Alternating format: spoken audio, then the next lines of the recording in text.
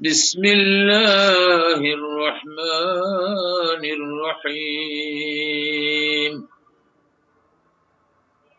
عما يتساءلون عن النبع العظيم الذي هم فيه مختلفون كلا سيعلمون ثم كلا سيعلمون ألم نجعل الأرض مهادا والجبال أوتادا وخلقناكم أزواجا وجعلنا نومكم سباتا وجعلنا الليل لباسا وجعلنا النهار معاشا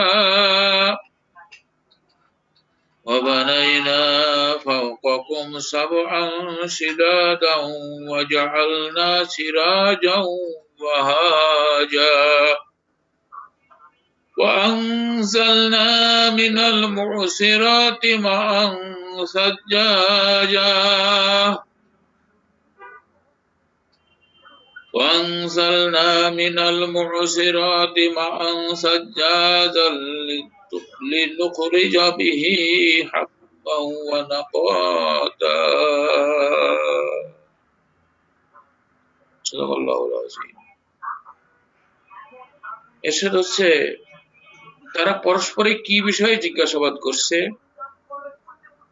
মহাসংবাদ সম্পর্কে, যে সম্পর্কে তারা মতানৈক্য করে না সত্তরই তারা তা জানতে পারে, অথবা না সত্তর তারা জানতে পারে।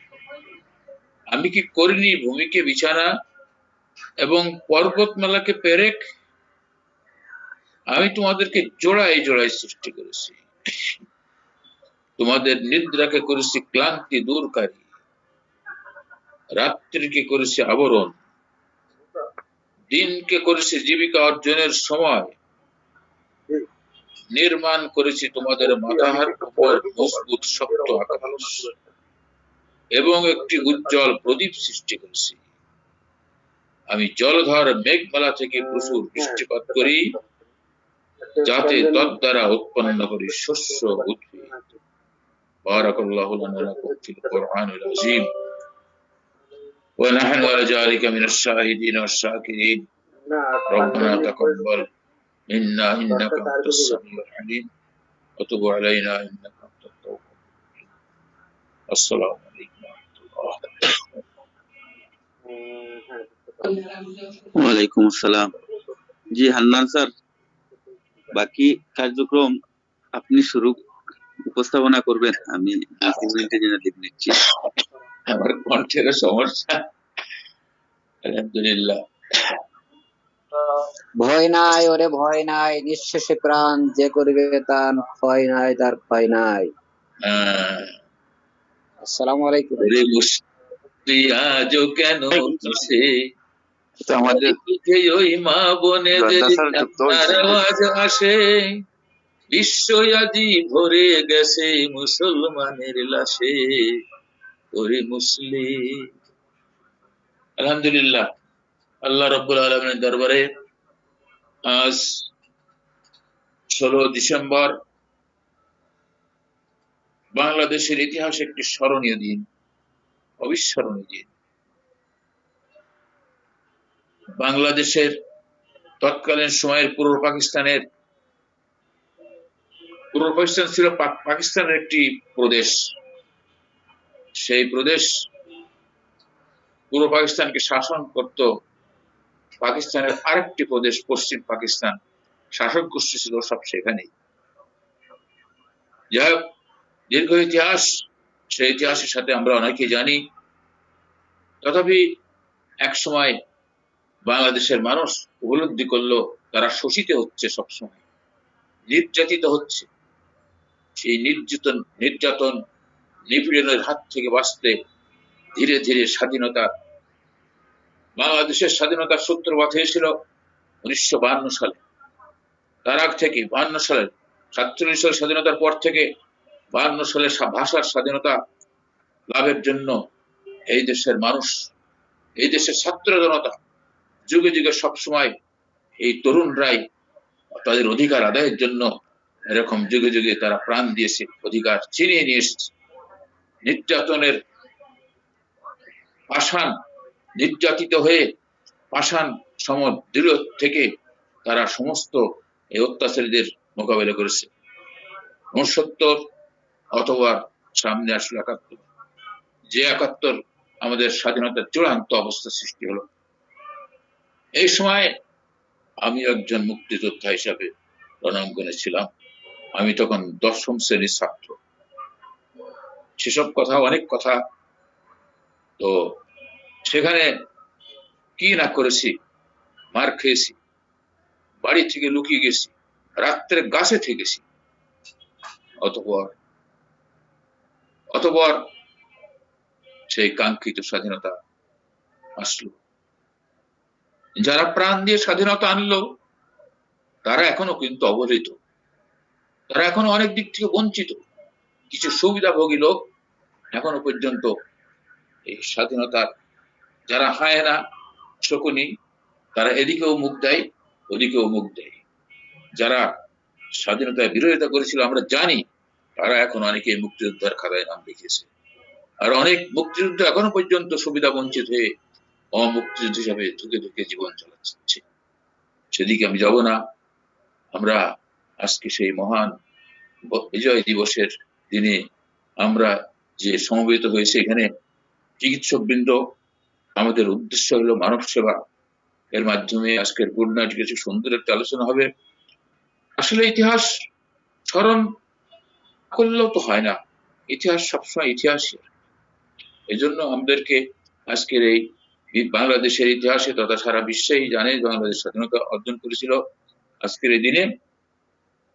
কিন্তু প্রশ্ন, আমরা কি আসলেই স্বাধীনতা অর্জন করতে পেরেছি? আমরা কি মুক্ত হতে পেরেছি? আমরা কি নিজেদের স্বাধিকার অর্জন করতে পেরেছি? এই প্রশ্ন থেকেই যাবে। আমরা যারা এই প্রজন্ম পার হয়ে গেলাম, পরবর্তী প্রজন্ম তার এটার জবাব নেবে। এটা যাক, আলহামদুলিল্লাহ, আমার এই মুহূর্তে আমার ভিতরে একটি কম্পন সৃষ্টি হয়েছে, যেহেতু আমি জানি তৎকালীন সময় কারা কি করেছিল না করেছিল। আমাকে ধরে নিয়ে গিয়েছিল এক সময় রাজাকাররা। আমার দাদি ছিল তখন বেশি। অনেক অনেক কথা, অনেক কষ্ট, শেষ পর্যন্ত লোকায় থাকতে হয়েছে। যাই হোক, আমরা সেই স্বাধীনতার স্বাদ লাভ করছি। আমরা এখানে চিকিৎসক বৃন্দ অনেকে প্রবীণ যারা আছেন তারা তো জানেনি, কিন্তু তারপরেও নিশ্চয় আমরা এই আজকের এই দিনে আমি যদি বলেন তাহলে আমি এই স্বাধীনতার একটি সঙ্গীত আমরা বলতে পারি, আর তা হলে আজকে ক্লাস আমাদের আসল শুরু করবো। যদি জর্দা স্যার বলেন তাহলে আমি সংক্ষিপ্ত করে ইসলামের সাথে। স্যার অবশ্যই বলবেন, অবশ্যই বলবেন। এক নদী রক্ত পেরিয়ে বাংলার আকাশে রক্তিম সূর্য আনলে যারা, তোমাদের এই ঋণ কোনদিন শোধ হবে না, না না না, শোধ হবে না। মৃত্যুর মুখোমুখি দাঁড়িয়ে 7 কোটি মানুষের জীবনের সন্ধান আনলে যারা, তোমাদের ছেদানের মহিমা কোনদিন ম্লান হবে না, না না না, ম্লান হবে।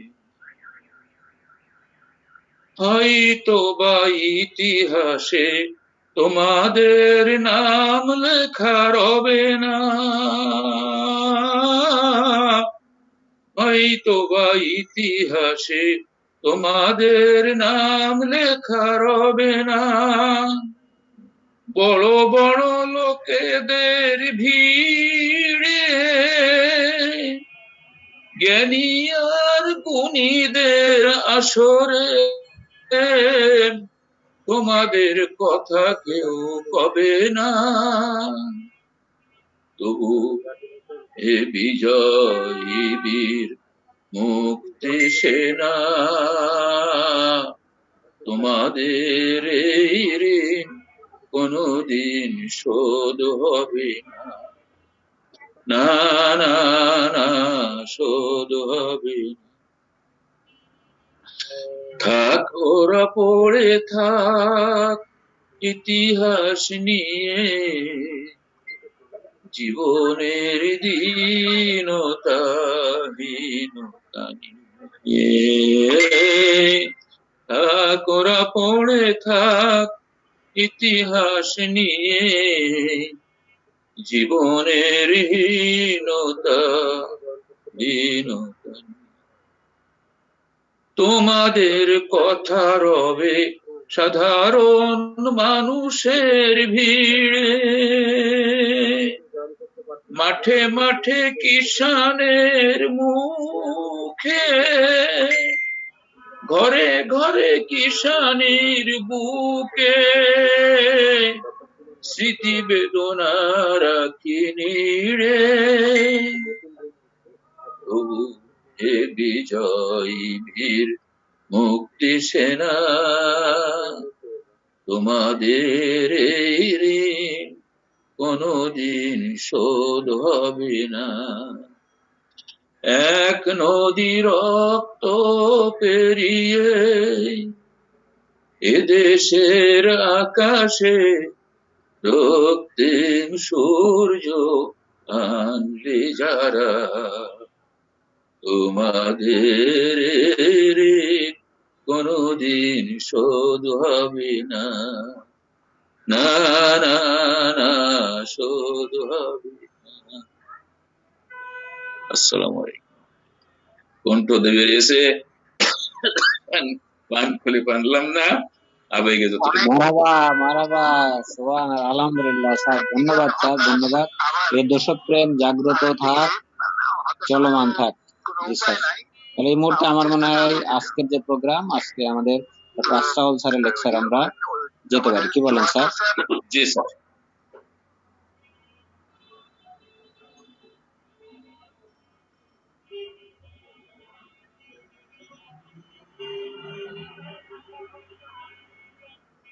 জি আলহামদুলিল্লাহ, ডক্টর আলহামদুলিল্লাহ, presentation. Thank you sir. Sir আসসালামু আলাইকুম। আজকে ওই আমার যেটা আছে ব্লাড টেস্ট, হরমোনাল টেস্ট, আগের দিন অর্ধেকটা হয়েছিল, আজকে প্রায় শেষ হয়ে যাবে ইনশাল্লাহ। গতদিন যেটা হয়েছিল থাইরয়েডের 3টে হরমোন, সেটা হচ্ছে TSH, T3, T4, FSH, luteinising hormone, আর হয়েছিল প্রোল্যাক্টিন হরমোন। আজকে যেটা শুরু করছি এস্ট্রোজেন, প্রোজেস্টেরন, টেস্টোস্টেরন, কর্টিসল, এই হরমোনগুলো নিয়ে আলোচনা করবো ইনশাল্লাহ।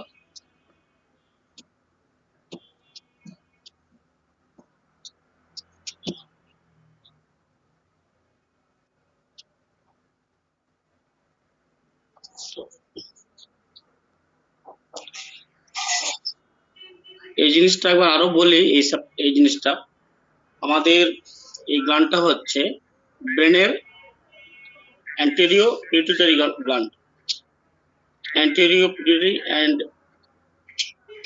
Posterior pituitary gland. এই গ্ল্যান্ড থেকে নিঃসৃত হয় আমাদের testosterone hormone, oestrogen hormone, progesterone hormone এবং কর্টিসল যে হরমোন আছে অর্থাৎ এসিটিএইচ, এই হরমোনগুলো নিঃসৃত হয়। এবার আমাদের টেস্টোস্টেরন হরমোন আসে টেস্টিসে, এস্ট্রোজেন প্রোজেস্টেরন হরমোন আসে আমাদের ওভারিতে। এই নিয়ে আজকে আলোচনা হবে ফলে এই জায়গাটা আমাদের যদি ক্লিয়ার হয়ে যায় তাহলে খুব আমাদের বুঝতে সুবিধা হবে। জি স্যার। সরি, জি, ডক্টর সুজয় দাস, প্লিজ আপনার ভিডিওটা অফ করুন please. Doctor Sujoy Das, doctor Sujoy Das, আপনার ভিডিওটা অফ করুন প্লিজ। স্টেজরন হরমোন, স্টেজরন হরমোন মেনলি আমাদের এই একটা ফিমেল হরমোন, এটা যেটার প্রভাব বেশি আছে, এটা উৎপন্ন তো হচ্ছে বললাম আমাদের পিটুইটারি গ্ল্যান্ড থেকে আসছে ওভারিতে। তো মেনলি যেহেতু ওভারিতে আসছে, ফিমেলদের বেশি এটার উপর প্রভাব। পিউবার্টি আমরা কেন এটা টেস্ট করব? পিউবার্টি যদি ডিলে হয় তখন টেস্ট করব, ইনফার্টিলিটি যদি হয় তাহলে আমরা টেস্ট করব, যদি মেনোপজের অসুবিধা হয় তাহলে আমরা কিন্তু এই ব্লাড ফর স্ট্রোজেন হরমোন টেস্ট হয়। এটা হরমোন, তিনটে হরমোন নিয়ে গঠিত।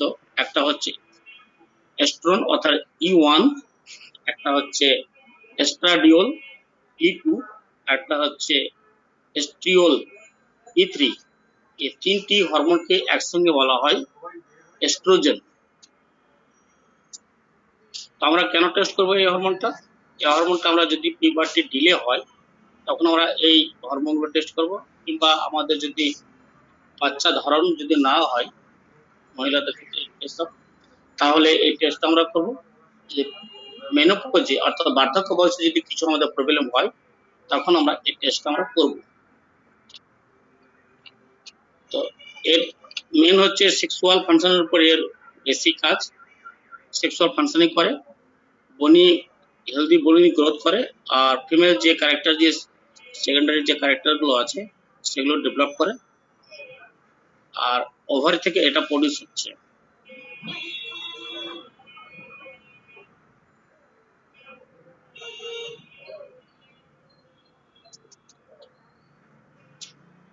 যেটা E2 অর্থাৎ এস্ট্রাডিওল হরমোন, এই হরমোনটার কাজ হচ্ছে কি, থ্রুআউট যে আমাদের মেনস্ট্রুয়াল সাইকেল আছে, এই পুরো প্রক্রিয়া 1 মাসের যে প্রক্রিয়া, থ্রুআউট মেনস্ট্রুয়াল সাইকেল, সেখানে এই কাজ বেশি করছে এস্ট্রাডিওল অর্থাৎ E2 হরমোন। এই লেভেলটা বেশি কখন হয়? যখন ওভুলেশন হয়, অর্থাৎ 14 ডে 14 দিনের মাথাতে এই লেভেলটা সবথেকে বেশি হয়। লো কখন হয়? যখন এই মেনস্ট্রুয়েশন হয়ে যায় তখন এই লেভেলটা কমে যায়। যেটা আর মেনোপজের সময় অর্থাৎ ওভারি থেকে যখন ওভুলেশন বন্ধ হয়ে যায়, যখন বার্ধক্য বয়স হয়, যেটাকে বলা হয় আমাদের সুইচ অফ, অর্থাৎ মাসিক বন্ধ হয়ে যাবে, সুইচ অফ হয়ে যাবে, তখন কিন্তু এই লেভেলটা কিন্তু মানে বেড়ে যায়। এই লেভেলগুলো বাড়লে সিমটমগুলো কি কি, এই লেভেলের সিমটমগুলো কি কি দেখা দেয়? আমরা কেন টেস্টগুলো করব সেটা হচ্ছে ট্রাভেল গেটিং প্রেগনেন্ট, যদি প্রেগনেন্টের খুব সমস্যা মানে ধারণ করতে ক্ষমতা অসুবিধা হয় সেক্ষেত্রে আমরা এই টেস্টগুলো করব। হ্যাভিং অ্যাবনর্মাল পিরিয়ড, যদি ইরেগুলার পিরিয়ড হয় সেক্ষেত্রে টেস্টগুলো হবে। পিউবার্টি ডিলে অর্থাৎ বয়স হয়ে গেছে, মাসিক শুরু হচ্ছে না একটি বাচ্চা, অর্থাৎ বয়স 15 হয়ে গেছে, ডিলে হচ্ছে পিউবার্টি, সেক্ষেত্রে টেস্ট করব আমরা। মেনোপজে যদি অসুবিধা হয় সেক্ষেত্রে মানে টেস্ট করব। ভ্যাজিনাল ব্লিডিং আফটার মেনোপজ অর্থাৎ বার্ধক্য বয়সে মানে দেখা যাচ্ছে, যেটা বলা হয় মেটোরেজিয়া, তো সেক্ষেত্রে এই টেস্ট হবে। আর বায়োলজিক্যাল মেল অর্থাৎ যদি ব্রেস্ট ডেভেলপ হয়, ইন কেস অফ মেন অর্থাৎ পুরুষ মানুষের কি হচ্ছে, ব্রেস্টটা ডেভেলপ হচ্ছে, যেটাকে বলা গাইনোকোমাস্টিয়া, সেক্ষেত্রে এই টেস্টগুলো হবে। এবার আরো বলি তাহলে, প্রেগনেন্ট ধারণ করতে যদি আপনার অসুবিধা হয়, পিরিয়ডের যদি অসুবিধা হয়, ডিলে পিউবার্টি, আপনার মেনোপজের সময় যদি কোনো অসুবিধা হয়, আর যদি মেনোপজের সময় ব্লিডিং শুরু হয়ে যায় সেক্ষেত্রে এই টেস্ট। আর যদি পুরুষ মানুষের গাইনোকোমাস্টিয়া হয় অর্থাৎ ব্রেস্টটা ডেভেলপ হচ্ছে সেক্ষেত্রে এই টেস্টগুলো হবে E2।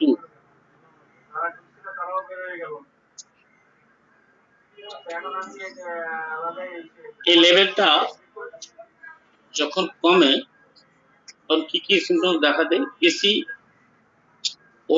অর্থাৎ পলিসিস্টিক ওভারিয়ান সিনড্রোম, আর হচ্ছে এই লেভেলটা মানে যদি আপনার পিটুইটারি গ্ল্যান্ড থেকে কি হচ্ছে আপনার কম উৎপন্ন হচ্ছে, যেটাকে বলা হয় হাইপোপিটুইটারিজম। হাইপোপিটুইটারি রিজম প্রোডাক্টটা কি হচ্ছে আপনার ফাংশনটা কম করছে।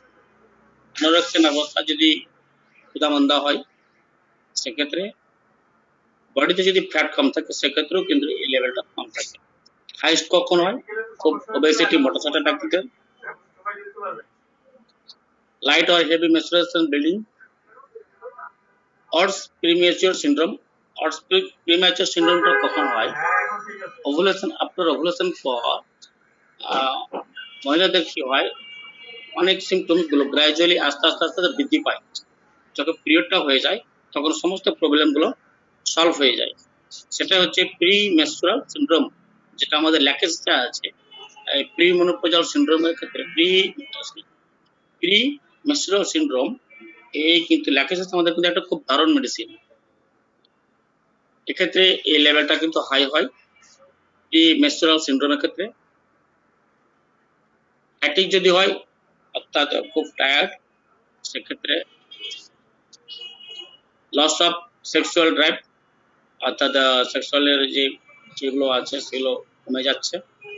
আর কিছু যদি মেডিসিন খাই, যেমন স্টেরয়েড টাইপের হরমোনাল স্টেরয়েড হরমোন টাইপের যদি মেডিসিন খান, কিংবা টেট্রা সাইক্লিন অ্যান্টিবায়োটিক, অ্যাম্পিসিলিন এসব গ্রুপের যদি মেডিসিন খাই, তাহলে কিন্তু এই লেভেলটা বৃদ্ধি পায়।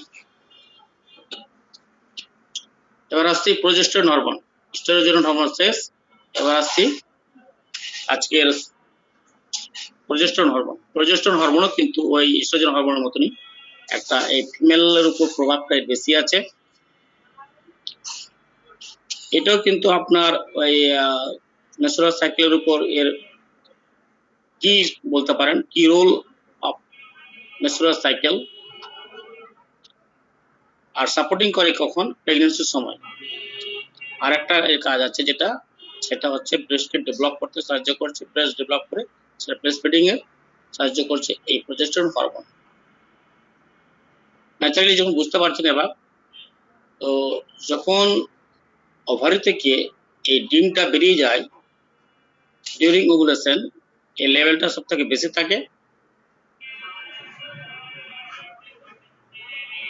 The remnant of ovarian follicle অর্থাৎ যে ওভারিয়ান ফলিকল মানে বুঝতে পারছেন, ওভারির যে ইয়েটা ওভামের যে খোসা অর্থাৎ কি বলবো কভার, কর্পাস লিটাম যেটা বলা হয় মেডিকেল টার্ম, রিলিজ হওয়ার সময় স্মল ওইটা যখন আপনার ওভামটা যখন বেরোচ্ছে তখন সামান্য এই প্রোজেস্টেরন হরমোনটা বেরোয়। ইফ দা ফার্টিলাইজ যদি না হয় তাহলে কি হচ্ছে, আমাদের এই কর্পাস লিউটিয়ামটা ব্রেকডাউন হচ্ছে। এই ব্রেকডাউন হয়ে গেলে তখন কি হবে, আবার এই প্রোজেস্টেরন হরমোনটা কি করবে, শুরু করে দেবে তার নতুন করে এই মেনস্ট্রুয়াল সাইকেল উৎপন্ন করার আবার শুরু করে দেবে। এই এটা দেখাচ্ছি আপনার এই জিনিসটা।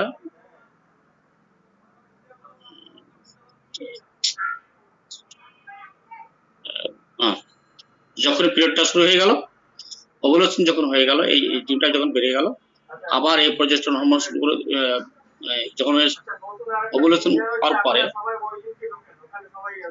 যখনই এই ওভামটা বেরিয়ে গেল, ফার্টিলাইজ হলো না, তখন কি হচ্ছে, নতুন করে আবার সেই প্রক্রিয়া শুরু করে দিল, এই মেনস্ট্রুয়াল সাইকেলটা নতুন করে শুরু করে দিল।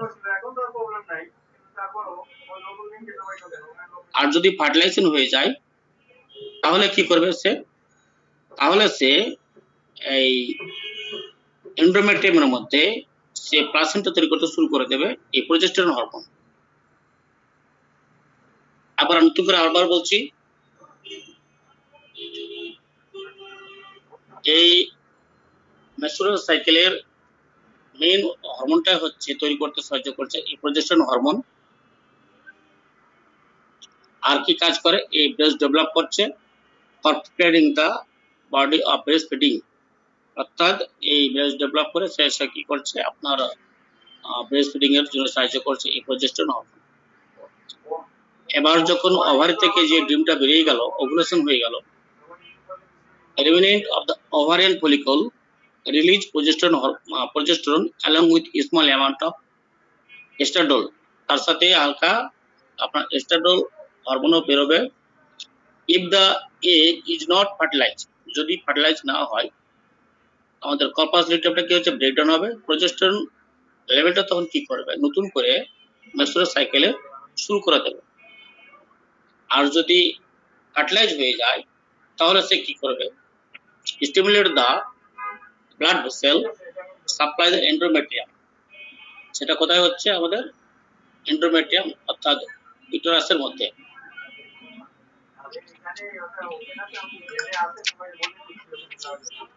স্টিমুলেট কোথায় করছে এন্ডোমেট্রিয়ামকে? সেটা হচ্ছে কি নিউট্রিশন এমব্রায়োর জন্য কি করছে, অর্থাৎ ফিটাসের জন্য এমব্রায়োর যেটা আছে সেটাকে ডেভেলপ করার জন্য তার যে নিউট্রিশন সেটাকে নিয়ে আসার জন্য স্টিমুলেট করছে এই progesterone hormone.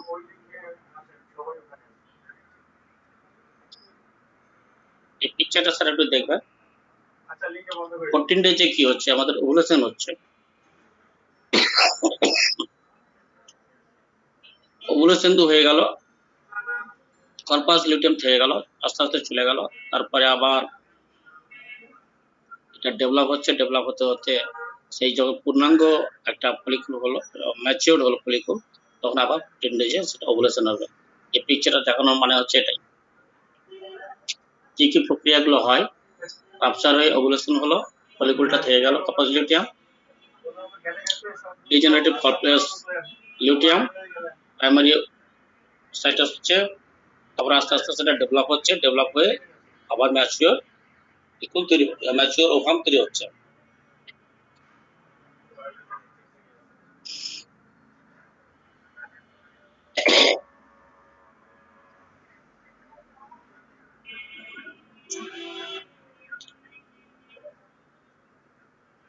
Progesterone product primarily ovary অর্থাৎ after ovulation and placenta during কি করছে? ওভুলেশন তৈরি করতে সাহায্য করছে। আর ওভুলেশন হওয়ার পর যদি সেটা আপনার ফার্টিলাইজ হয়ে যায় তখন সে কি করছে? প্লাসেন্টা তৈরি করতে সাহায্য করছে।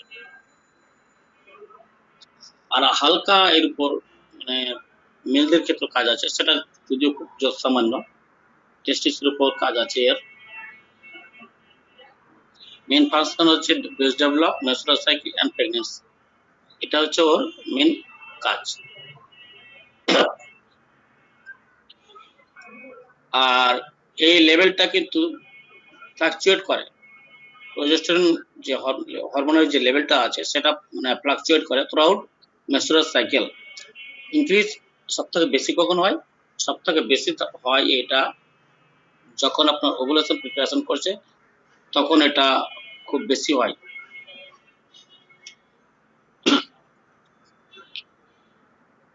আর বেশি হয় কখন?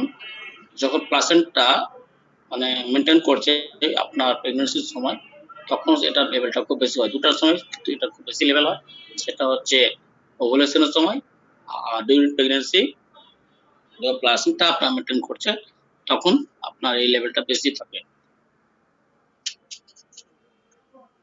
আর একটা সময় হচ্ছে কি আপনার প্রেগন্যান্সি আপনার ব্রেস্ট ইয়ে করছে, আপনার progesterone is also responsible the breast growth at puberty and preparation for breastfeeding, অর্থাৎ পিউবার্টির সময় ব্রেস্ট ডেভেলপ করতে সাহায্য করছে, and after labour breast feeding এর জন্য এই প্রজেস্টেরন হরমোনটাই কিন্তু সাহায্য করে। যার জন্য ডিউরিং ল্যাকটেশন মহিলাদের কিন্তু মেনস্ট্রুয়েশন হয় না, যেহেতু এই প্রজেস্টেরন হরমোনটা কি করছে? চলে যাচ্ছে ব্রেস্টে। ডিউরিং ল্যাকটেশন মহিলাদের ইয়ে হয় না, মেন্স হয় না, কারণটা হচ্ছে প্রজেস্টেরন হরমোন চলে আসছে আপনার ব্রেস্টে।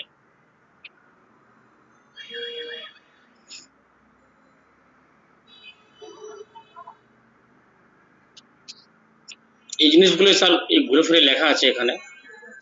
তাহলে প্রজেস্টেরন টেস্ট ডিটারমাইন কেন করবেন? ওভুলেশন যদি নিয়মিত না হয় সেটার জন্য করতে পারবেন। ট্রাভেল গেটিং প্রেগন্যান্ট, যদি ঠিক মতন প্রেগন্যান্ট না হয় তাহলে চেষ্টা করবেন। রিস্ক মিসক্যারেজ বা কমপ্লিকেশন প্রেগন্যান্সি যদি হয় এই টেস্টটা করবেন। এক্টোপিক প্রেগন্যান্সি যদি হয় চেষ্টা করবেন। এক্টোপিক প্রেগন্যান্সি কি? যখন ফ্যালোপিয়ান টিউবে ডেভেলপ করে প্রেগন্যান্সি, সেটা হচ্ছে এক্টোপিক প্রেগন্যান্সি। স্যার আপনি নিজেকে একটু জল খাচ্ছেন, স্যার। পানি খেলাম স্যার। আচ্ছা, তাহলে আমাদের এক্টোপিক প্রেগন্যান্সিটা হচ্ছে কোথায়? যদি ফ্যালোপিয়ান টিউবে যদি প্রেগন্যান্সি ডেভেলপ করে সেটা হচ্ছে আমাদের ectopic pregnancy. Low progesterone level during pregnancy often foreshadow miscarriage and premature labor. যদি প্রজেস্টেরন লেভেলটা প্রেগন্যান্সির সময় যদি কমে যায় তাহলে কি হবে? মিসক্যারেজ চান্সটা বেশি, কিংবা পূর্ণাঙ্গ মানে বেবি না হওয়ার আগে প্রিম্যাচুর লেবার হয়ে যাবে যদি এই লেভেলটা যদি প্রজেস্টেরন লেভেলটা যদি কমে যায় during pregnancy. Progesterone to prevent the early onset of labour, একই কথা ঘুরে ফিরে। আর এর সময় মানে মেনোপজের সময় যদি এই লেভেলটা বাড়ে তাহলে একটা কিন্তু ব্রেস্ট ক্যান্সারের একটা সম্ভাবনা হয়ে যায়।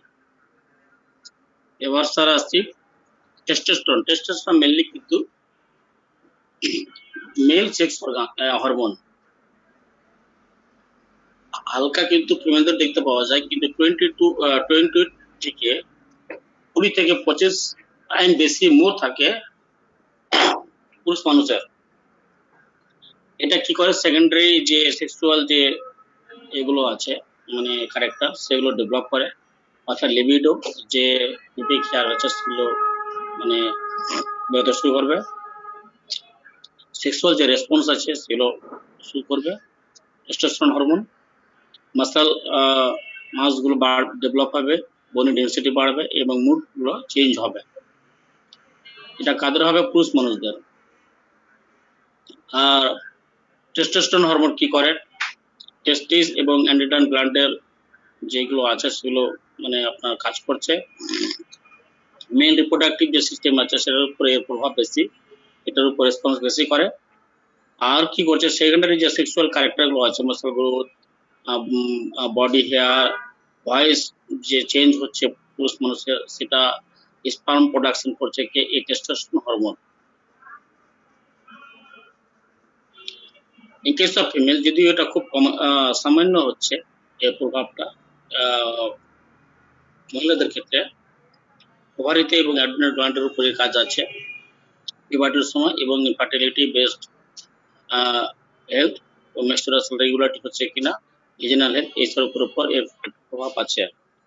মেনলি হচ্ছে কিন্তু এটা হচ্ছে পুরুষ মানুষের অর্থাৎ মেল এর উপরে বেশি কাজ। 20 to 25% বেশি পাওয়া যাবে দেখতে দেন ওমেন।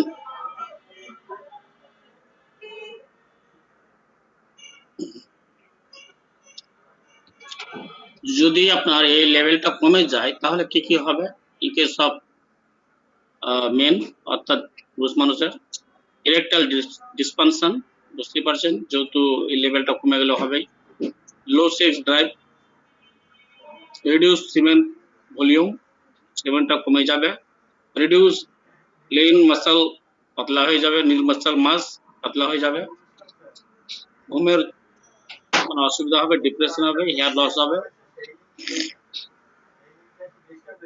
আর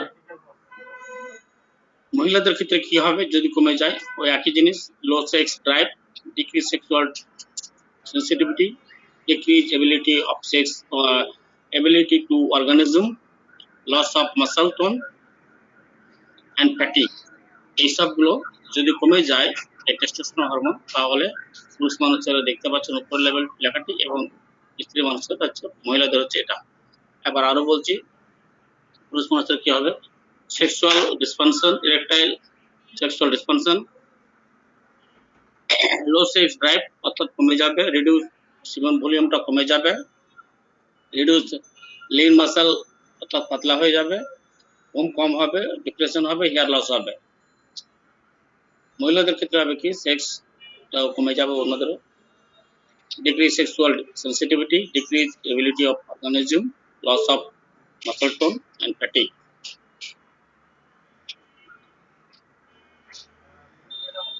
এবার যদি হাই হয়, তাহলে লেভেলটা যদি হাই হয়ে যায় নর্মাল থেকে, তাহলে কি কি হবে? বডিতে এবং মুখমণ্ডলের মধ্যে কি হবে?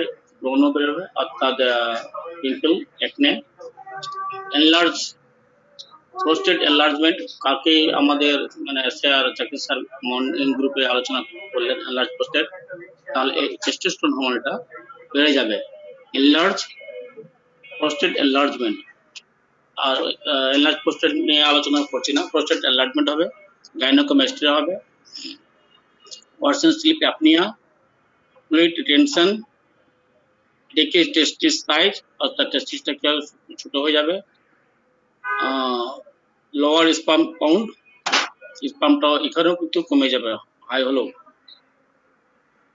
আর ইনক্রিজ আরবিসি অর্থাৎ এরিথ্রোসাইটোসিস, আমাদের আরবিসি যেটা আছে রেড ব্লাড সেল, সেটা কি হবে? বেড়ে যাবে, বৃদ্ধি পাবে যদি এই টেস্টোস্টেরন হরমোনটা বৃদ্ধি পায়।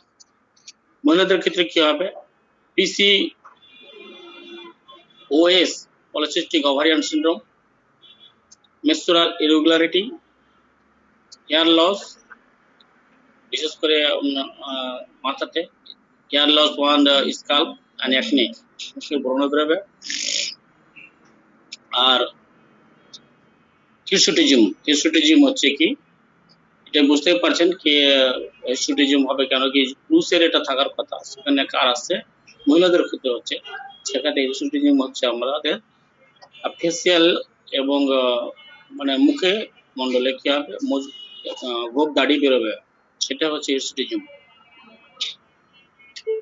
লওয়ারিং of the voice growth and larynx, ভয়েসে চেঞ্জ হবে। এনলার্জমেন্ট অফ দ্য ক্লাইটোরিস, ক্লাইটোরিসটা কি জিনিস? Female oestrogen organ capable to erection the under the sexual stimulation. এবার আসছি এসিটিএইচ হরমোন। ব্রেনের যে আমাদের আছে অ্যান্টেরিয়র পিটুইটারি গ্ল্যান্ড, এই অ্যান্টেরিয়র পিটুইটারি গ্ল্যান্ড থেকে সেক্রেশন হচ্ছে আমাদের এসিটিএইচ হরমোন, অর্থাৎ অ্যাডিনো কর্টিকোট্রপিক হরমোন, সংক্ষেপে বলছি আমরা এএসিটিএইচ হরমোন। নিঃসৃত কোথা থেকে হচ্ছে? ব্রেনের অ্যান্টেরিয়র পিটুইটারি গ্ল্যান্ড থেকে। যাচ্ছে কোথায়? আমাদের অ্যাড্রিনাল গ্ল্যান্ড। অ্যাড্রিনাল গ্ল্যান্ড আছে কোথায়?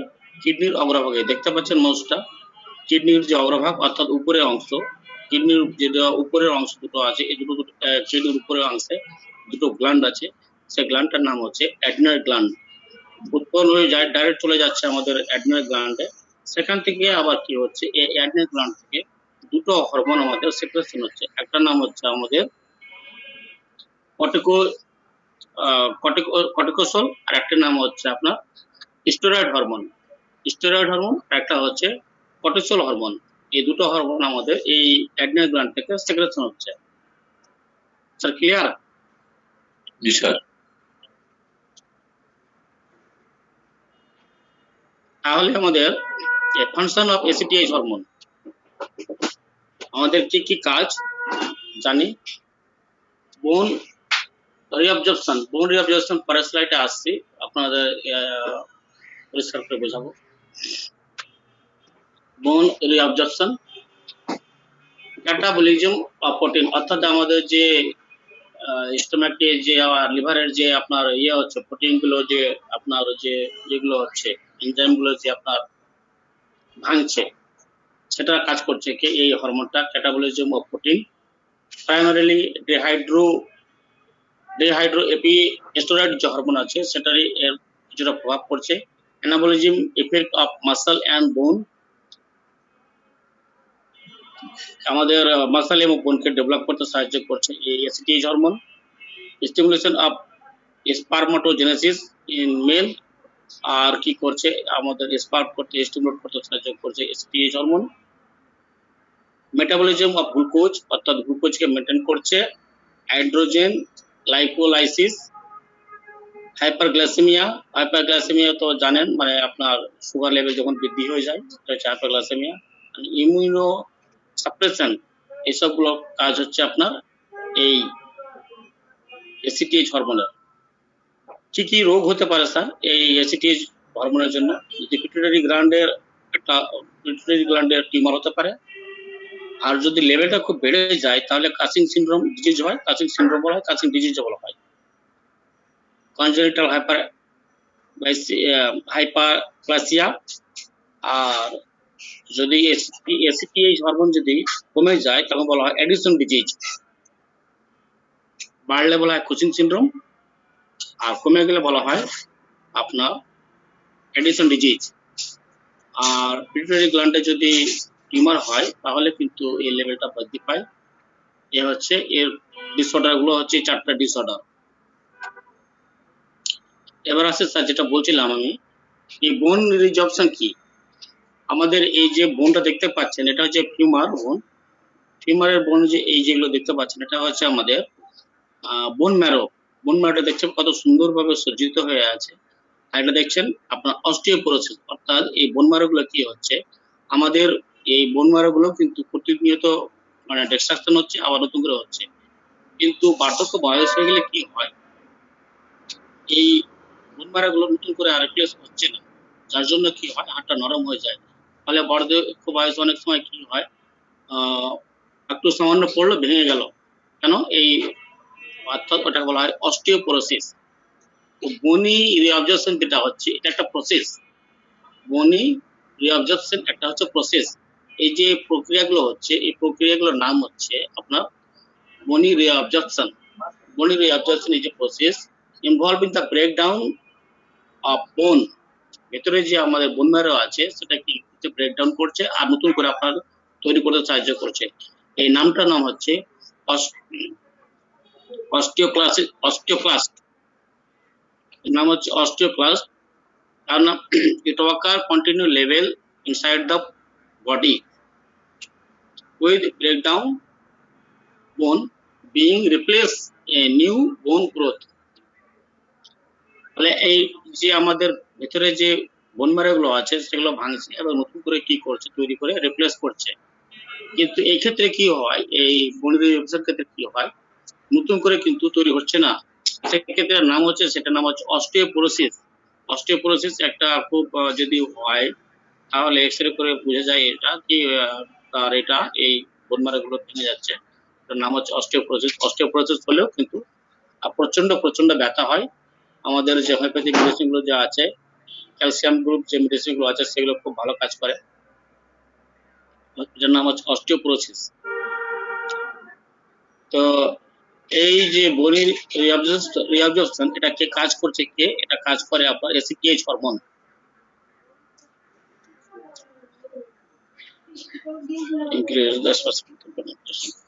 স্যার তাহলে যদি এই লেভেলটা কমে যায় মানে আপনার অস্টিওপোরোসিস যদি হয় তাহলে কি হয়, আমাদের হাড়গুলো কিন্তু সহজে ফ্র্যাকচার হয়ে যায়, অর্থাৎ একটু পড়লো ভেঙে গেল। তো আর যদি অস্টিওপোরোসিস যদি না হয় তাহলে একদম সলিড থাকবে, ভাঙবে না। এই হচ্ছে sir bony reabsorption, it is a process. Sir clear? Sir আলহামদুলিল্লাহ।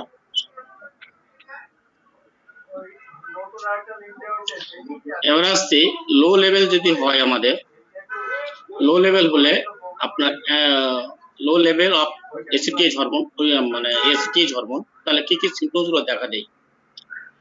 Vomiting, diarrhoea, weight loss, mood swing, hypoglycaemia অর্থাৎ সুগার লেভেলটা কমছে, loss of appetite, chronic fatigue, abdominal pain, muscle weakness, hyper pigmentation অর্থাৎ মুখে মানে একটা দাগ চলে আসে, মানে brownish colour, scar and skin fold,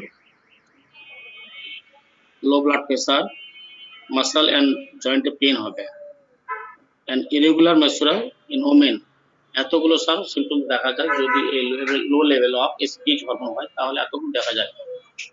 just এগুলো তো মনে রাখার খুব দরকার নাই, তো জাস্ট আমি বললাম সিমটমস গুলো, একবার আরো বলে যাচ্ছি। আমি গ্রুপ প্রেসার দিয়ে দেবো, ইনশাল্লাহ আজকে পেয়ে যাবেন আপনারা।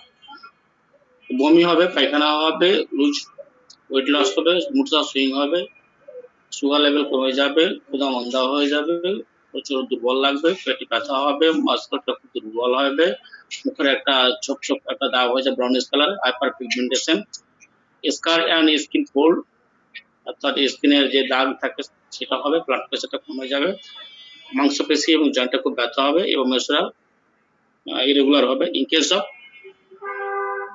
ওমেন, এবার স্যার আসছি হাই লেভেল যদি হয় তাহলে কি হবে।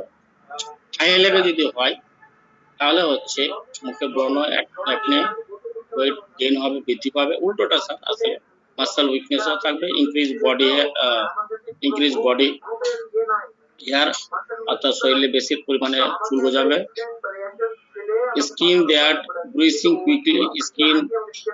Quickly, build up at fat and shoulder, ঘাড়ের পিছন দিকে যেটা স্যার আছে, অনেক সময় লাইপোমা হয় না স্যার, লাইপোমা ঘাড়ের পিছন দিকে মাংস জমে যায়, মাংস তো না, চর্বি, ফ্যাট, যেটাকে অনেক সময় লাইপোমা বলা হয়।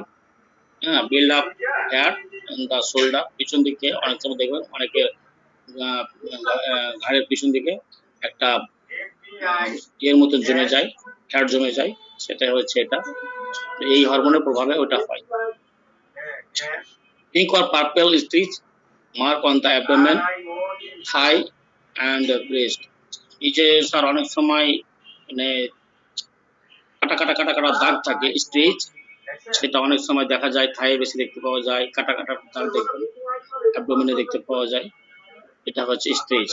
সেটা পিঙ্ক কালার কিংবা পার্পল লাল লাল দাগ থাকবে, সেটা হচ্ছে একটা স্ট্রেচ। এতগুলো স্যার দেখতে পাওয়া যায়। এবার আসি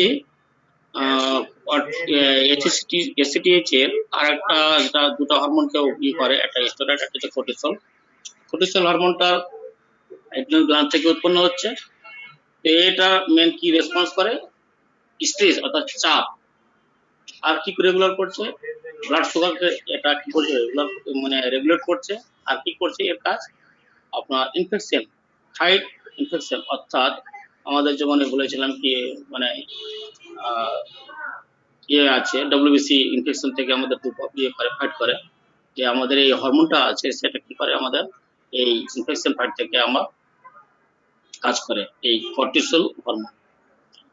এরপরে স্যার একটা মানে ইয়ে করবো, ইনফেকশন যেটা আছে আমাদের, যেটা ইমিউনিটি সিস্টেম, অর্থাৎ আমাদের যে ইনফেকশন থেকে কি করে দূর করছে, এটা নিয়ে একদিন ক্লাস হবে ইনশাল্লাহ। আমার প্রেজেন্টেশন রেডি হয়েছে।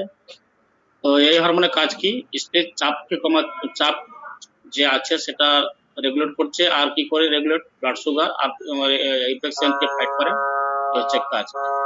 তো স্যার এই স্টেরয়েড হরমোন যদি বাড়ে সেটাকে বলা হয় কাসিং সিনড্রোম, কমে সেটাকে বলা হয় Addison disease. Cushing syndrome and Addison disease, এই দুটো এই বাড়লে হচ্ছে কাসিং সিনড্রোম, আর কমলে Addison disease. Clear sir? Cushing সিনড্রোমটা কি জিনিস স্যার দেখুন, বাড়লে স্যার যেটা হয় একদম ক্যালকুলেট কার্ভ, একদম মানে পিকচার স্যার দেখতে পাচ্ছেন পিকচারটা, ক্যালকুলেট কার্ভ যেটাকে অনেক সময় আমরা বলি, হ্যাঁ, ঘাড় গর্দান সব সমান হয়ে গেছে, ঘাড় গর্দান সব সমান বরাবর। তো কেন হচ্ছে এটা, যেহেতু আপনার কর্টিসল হরমোনটা টু মাস সেক্রেট, একদম বেশি পরিমাণে। হ্যাঁ, এর আগে আমাদের ওই রেবেকা ম্যাম আমাকে জিজ্ঞাসা করেছিল, স্যার চোখগুলো বড় বড় হয়ে যাচ্ছে, তো স্যার এটা কেন হচ্ছে। ওই দিন আমি ঠিক মতন ওটা ওনাকে আনসার দিতে পেরেছিলাম, সরি। আজ ওটা আমি পরে যেটা বলছি আজকে, সেটা হচ্ছে T3 T4 লেভেলটা প্রচন্ড হবে, too much high level, T3 T4 level too much high হবে, এবং TSH লেভেলটা মানে লো হবে। তো এটার মেডিকেল টার্ম হচ্ছে থাইরোটক্সিকোসিস, মেডিকেল টার্ম হচ্ছে থাইরোটক্সিকোসিস। এক্ষেত্রে কি হয়, সাইনটা চোখটা একদম বড় বড় মানে ঠেলে মনে হচ্ছে বেরিয়ে চলে আসছে, মেডিকেল টার্ম হচ্ছে থাইরোটক্সিকোসিস। এক্ষেত্রে কি হয়, T3 T4 level too much high, but TSH, thyroid stimulating hormone, below. ওদিন স্যার রেবেকা ম্যাম আমাকে জিজ্ঞাসা করেছিলেন স্যার চোখটা ঠেলে বেরিয়ে আসে কি রোগ ওটা, তো বলতে পেরেছিলাম না, তো পরে স্যার যেটা আজকে বললাম। ঠিক আছে স্যার, ক্লিয়ার স্যার? জি আলহামদুলিল্লাহ স্যার, সুন্দর উপস্থাপনা। তো এবার হচ্ছে আমরা আসি কাসিং সিনড্রোম। কাসিং সিনড্রোমটা কি হচ্ছে, আমাদের এই কর্টিসল যে হরমোনটা আছে সেটা কি হবে, টু মাস সিগারেট হবে, যার জন্য কি হবে তার এই দেখতে পাচ্ছেন মানে পিকচারটা, এগুলো সব মোটা হয়ে গেছে, খুলে গেছে। এটার জন্য হতে পারে, কিংবা যদি সে কোনো মানে আপনার ওরালি কর্টিসোস্টেরয়েড হরমোন যদি মেডিসিন খায়, হ্যাঁ সেক্ষেত্রে এটা হতে পারে। আর এই যদি হরমোন লেভেলটা যদি বেড়ে যায়, কর্টিসল এই হরমোন লেভেলটা, সেক্ষেত্রে এই আপনার কাসিং সিনড্রোমটা আসতে পারে। তো সাইনগুলো স্যার কি কি দেখতে পাবো? সাইনগুলো দেখতে পাবো যেটা আমরা প্রচুর পরিমাণে তার মানে গলাতে, আপনার শোল্ডার জয়েন্টে, আপনার মুখমণ্ডলে আপনার কি হচ্ছে ফ্যাট জমবে, প্রচুর পরিমাণে ফ্যাট জমবে, টু মাচ। আর কি দেখতে পাবো, pink and purple space mark on the skin. এটা স্যার দেখতে পাবো এই জন্য যেহেতু ওর এটা কি হচ্ছে দ্রুত সে ডেভেলপ হচ্ছে, যার জন্য কি হচ্ছে তার স্কিন গুলো ফেটে ফেটে যাচ্ছে, তো সেটা আপনার পিঙ্ক কিংবা পার্পল কালার আপনার স্টিচ দেখতে পাবেন সেটা আপনার বডিতে। আর এই কাসিং সিনড্রোমে মানে এই জন্য কি কি লেভেল হয়, প্রেসারটা ইনক্রিজ করতে পারে, বনি লস হবে, আর কি হয় আপনার টাইপ 2 ডায়াবেটিস হয়ে যায়, যেটা আপনার ছোট বাচ্চাদের ক্ষেত্রে এটা হয়ে যায়, যেটা ডায়াবেটিস মেলাটাস মানে বলা হয় জুভেনাইল ডায়াবেটিস টাইপ 2, আপনার ডায়াবেটিস শুরু হয়ে যায় এই লেভেলটা পাল্টে। আরো কি কি সিমটমস দেখা যায় আপনার সেটা বলছি, ওই ঘুরে ফিরে ওই জিনিসগুলোই লেখা আছে। ওয়েট গেইন করবে, অর্থাৎ যদি সে এত ফ্যাট জমে আপনার ঘাড়ে, গর্দানে, আপনার মুখমণ্ডলে এত যদি ফ্যাট জমে তাহলে তো ওয়েট গেইন করবে। তো weight gain and fatty tissue deposit, particularly কোথায় আপনারা দেখতে পাবেন, পার্টিকুলারলি দেখতে পাবেন আপার ব্যাক অর্থাৎ পিছনের দিকে এবং মুখমণ্ডলে, যেটাকে দেখতে হবে মুন ফেস মনে হবে, বিটুইন দ্য টু শোল্ডার, অর্থাৎ যে প্যাপলো অর্থাৎ দেখতে পেলেন আগের পিকচারটা পুরো মনে হচ্ছে ঘাড় গর্দান সমান হয়ে গেছে। আর কি দেখতে পাবেন, আগে একটু বললাম পিঙ্ক এবং purple colour stitch mark, skin, abdomen, thigh, breast, আর ফেটে ফেটে যায় স্যার, অনেক সময় দেখবেন পিকচারটা নিয়ে আসেনি আমি, ফেটে ফেটে যায়, ওটা হচ্ছে আপনার stitch mark. Slow healing of কাট, যদি কেটে যায় তাহলে কি হবে, যেটা আপনার সুগারে হয় মানে ঘা শুকাতে চাইবে না, কিংবা যদি আপনার কোনো ইনসেক্ট বাইট হয়, ইনফেকশন যদি হয়, সেক্ষেত্রে কাটা জায়গাতে শুকাতে চাইবে না। মুখে অ্যাকনে আসবে অর্থাৎ ব্রণ হবে, সিভিয়ার ফ্যাটিক, প্রচন্ড দুর্বল মনে হবে, প্রচন্ড মাসলগুলো খুব দুর্বল মনে হবে, ডিপ্রেশন, অ্যাংজাইটি, ইরিটেবিলিটি এইসব হবে, emotional loss of emotional control, cognitive difficulties, কথা বলতে তার অসুবিধা হবে, আর কি হবে ব্লাড প্রেসার ইনক্রিজ করবে। এই সব হচ্ছে আপনার যদি লেভেলটা হাই হয় তাহলে টার্ম হচ্ছে মেডিকেল মানে টার্ম হচ্ছে কাসিং সিনড্রোম। কাসিং সিনড্রোমের এই সিমটমস গুলো দেখতে পাওয়া যায়। ওকে স্যার, এবার হচ্ছে আরো আছে হেডেক, ইনফেকশন এসব আরো আছে। এবার আসছে যদি লেভেলটা কমে যায়, সেটার নাম হচ্ছে মেডিকেল টার্ম হচ্ছে আমাদের অ্যাডিশন ডিজিজ। যদি কর্টিসল লেভেলটা আপনার কমে যায়, টু মাচ লিটিল, যদি লেভেলটা কমে যায়, খুব কমে যায়, এই আমাদের কর্টিসল হরমোনের যে লেভেলটা, তার নাম হচ্ছে আমার অ্যাডিশন ডিজিজ। অ্যাডিশন ডিজিজ হলে কি কি সিমটমস দেখবো, ওয়েট লস দেখবো, মাংসপেশি এবং জয়েন্টে ব্যথা দেখবো, এক্সট্রিম টায়ার্ডনেস, ফ্যাটিগ দেখতে পাবো, ব্লাড প্রেসারটা কমে যাবে, তার উল্টোটা স্যার বুঝতে পারছেন, ব্লাড প্রেসারটা খুব কম হয়ে যাবে, পেটে ব্যথা হবে, নসা ভমিটিং থাকবে, ডায়রিয়া থাকবে, ডার্ক প্যাচ স্কিন এখানেও থাকবে। In case of female decrease armpit and pubic hair, decrease sexual desire. এই সবগুলো আপনার অ্যাডিশন ডিজিজের ক্ষেত্রে দেখতে পাবেন। অ্যাডিশন ডিজিজের এ হচ্ছে সিমটমস। স্যার এবার তখন আলোচনা যেটা করলাম হরমোনাল যে চেঞ্জ, হরমোনাল যে টেস্ট সেগুলো নিয়ে আলোচনা করলাম। আরো এখন যেটা আলোচনা করব এগুলো ভেরি ইম্পর্টেন্ট, যদি একটু মনে রাখেন স্যার আপনাদের খুব সুবিধা হবে। মানে ওটা হচ্ছে টিউমার মার্কার। আমাদের যে বডিতে বিভিন্ন জায়গাতে যে টিউমার আছে সেটা সাধারণ না খুব খারাপ। যেটা সাধারণ হলে সেটাকে বলা বিনাইন, আর যেটাকে খারাপ যেটাকে ম্যালিগনেন্সি অর্থাৎ ক্যান্সার। এনারা যারা ভালো প্র্যাকটিশনার এখানে এগুলো প্র্যাকটিস করেন। জাস্ট আমি আলোচনা করছি, যদি ধরেন সাপোজ আপনার লিভারে আপনার টিউমার হয়েছে, আপনার কাছে আসলে লিভারে একটা টিউমার হয়েছে কিংবা লিভারে কোনো ভারী ধরনের অসুখ হয়েছে, আপনি যাচাই করবেন তার লিভারে সেটা ক্যান্সার আছে কিনা। তো আপনি কি লিখবেন? Blood for AFP, blood for AFP যদি লিখেন alpha fetoprotein, alpha fetoprotein, blood for AFP। Most sir দেখতে পাচ্ছেন আমার উপরে 1 নম্বরে 1 ব্লাড ফর AFP যদি লিখেন আর লেভেলটা যদি হাই থাকে তাহলে আপনি শিওর হয়ে গেলেন যে আপনার এখানে লিভারে ক্যান্সার আছে, লিভার ক্যান্সার হয়ে গেছে। Okay sir? জি স্যার। এবার ধরেন আপনার ওভারিয়ান সিস্ট, আপনার কাছে একটা পেশেন্ট আসলো, ফিমেল ওভারিয়ান সিস্ট আপনার কাছে পেশেন্ট আসলো, আপনি জানবেন সেটা বিনাইন না ক্যান্সার। তাহলে আপনি কি লিখবেন? Blood for CA 125, CA 125, 125, CA 125 যদি লিখেন আর লেভেলটা যদি হাই হয় তাহলে আপনি, লেভেলটা যদি নরমাল থাকে তাহলে আপনি সিওর হয়ে গেলেন সেটা বিনাইন অর্থাৎ খুব খারাপ জিনিস না, ভালো আছে, ওষুধ ভালো হয়ে যাবে। আর যদি লেভেলটা খুব হাই থাকে তাহলে সিওর বুঝে গেলেন এটা ovarian cancer, ovarian cyst cancer. Sure sir? বুঝতে পেরেছেন স্যার? Great sir. CA 125 লিখবেন, ব্লাড ফর CA 125। এবার ধরেন আপনার কাছে আসলো আপনার একটা ব্রেস্ট টিউমার, একটা পেশেন্ট আসলো, এবার আপনি যাচাই করবেন সেটা ক্যান্সার আর ক্যান্সার নয়। আপনি কিভাবে পাবেন? তো ব্লাড ফর, যদি আপনি আরো টেস্ট আছে অনেক টেস্ট, যদি আপনি লেখেন blood for CA 15.3, 15.3, blood for CA 15.3, 15.3 নষ্ট স্যার দেখতে পাচ্ছেন। এবার লেভেলটা যদি আপনার হাই থাকে তাহলে আপনি বুঝে গেলেন এই ব্রেস্ট টিউমারটা ক্যান্সার। Okay sir? জি।